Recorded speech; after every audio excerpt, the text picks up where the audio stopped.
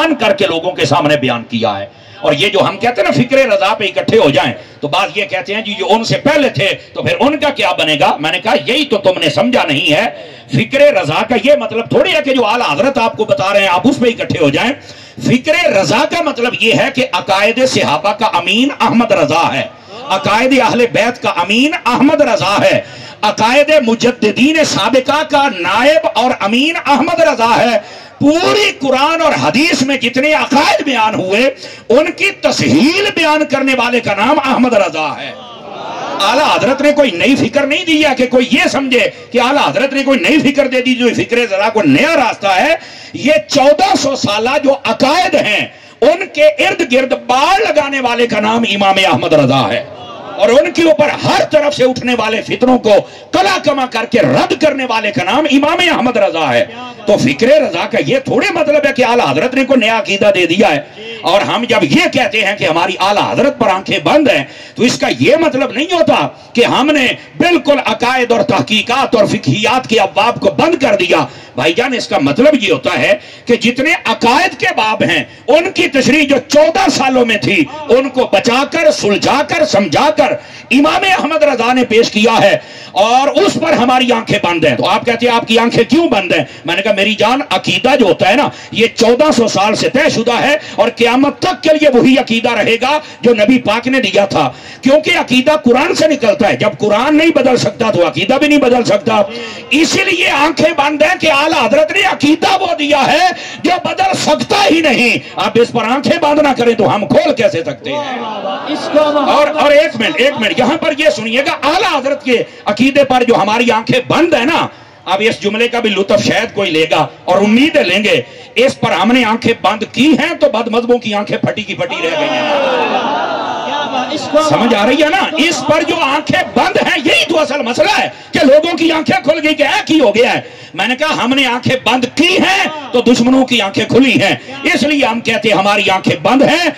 चूंकि अकीदा कुरान से निकलता है, ना कुरान बदल सकता है ना अकीदा बदल सकता है, ना कुरान में तसलसल और तजब्जुब है ना अकीदे में है, ना कुरान में आ सकता है ना अकीदा में आ सकता है। तो यही काम तो अहमद रजा ने किया है, उसने कोई नया काम नहीं किया बल्कि अकायद कुरानिया की तशरीह बयान की है कि जब इधर देखें बड़े बड़े बादशाह अकीदा बदलना चाहते थे, बड़े बड़े मौलवी कांग्रेसी तहरीकों में चले गए, अकायद पर डाका डालना चाहते थे, इनकार इल्म गैब नबी का फितना आ गया, सिवाय मौता के इनकार का फितना आ गया, मीलाद पर क़याम सलाम का फितना आ गया, और इसी तरह जो अज़ान सानी जुमे की है मस्जिद के अंदर हो या बाहर हो इसका फितना आ गया, नबी पाक के नक्शे नाल से फैज लिया जा सकता है या नहीं यह फितना आ गया, इसी तरह नबी पाक के तबर्रुकात से फैज लेना यह फितना आ गया। आला हजरत ने इन सब का रद्द करके बता दिया जो नई राह निकालेगा वो बिदअती है और जो सहाबा के नजरियात पे रहेगा वो असली सुन्नी है।